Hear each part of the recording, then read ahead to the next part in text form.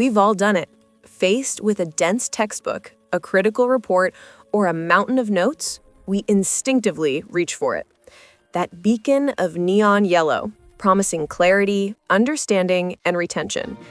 It's an indispensable tool for students, professionals, and anyone trying to conquer information overload. But have you ever stopped to think about this humble, fluorescent hero? Where did it come from? Why yellow? And more importantly, are we even using it right? Hey everyone, and welcome back to the Unsolved Vault.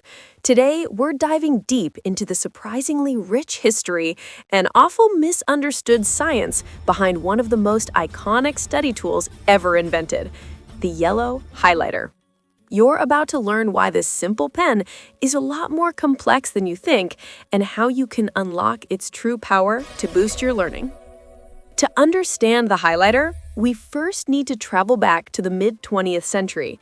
Imagine an office before photocopiers were commonplace.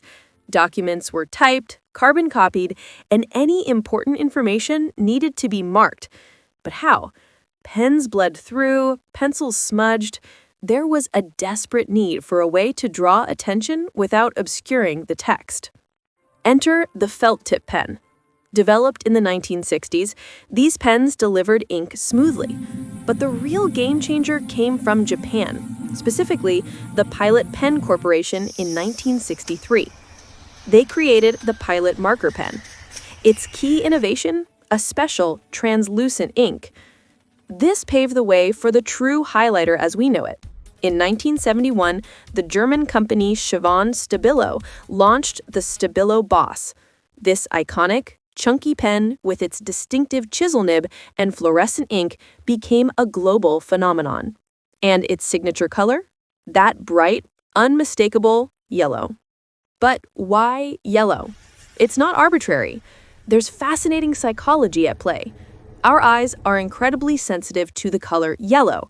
It has the highest luminosity of any color on the visible spectrum, meaning it reflects more light. This makes yellow incredibly effective at grabbing our attention without being too jarring or difficult to read through. It creates a subtle yet undeniable contrast. It literally highlights. Other colors like pink, green, or blue are popular, but yellow remains king because our brains are simply wired to notice it first. It's like a visual siren call to important information. It signals importance, creating a focal point in a sea of text. For our brains, it's a shortcut. Hey, look here, this is relevant. So the highlighter's job is to make us pay attention. It sounds simple, right? Just mark the important stuff. But here's where most people go wrong. And trust me, I've been guilty of it too. We tend to over-highlight. We grab our yellow friend, and in an attempt to capture all the information, we end up turning entire pages into glowing monoliths of fluorescent text.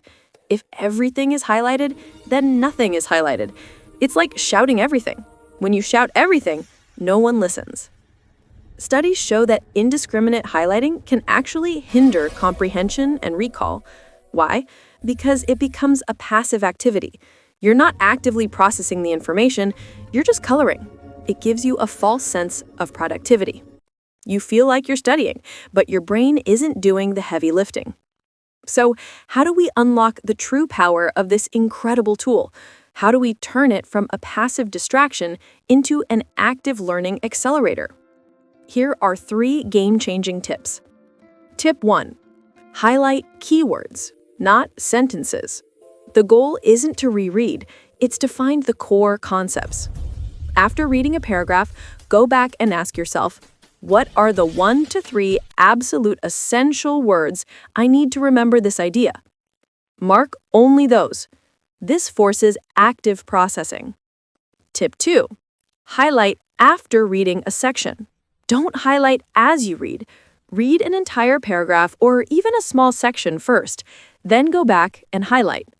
This ensures you've understood the context before deciding what's truly important. It shifts you from passive scanning to active comprehension. And tip 3, the review and question method.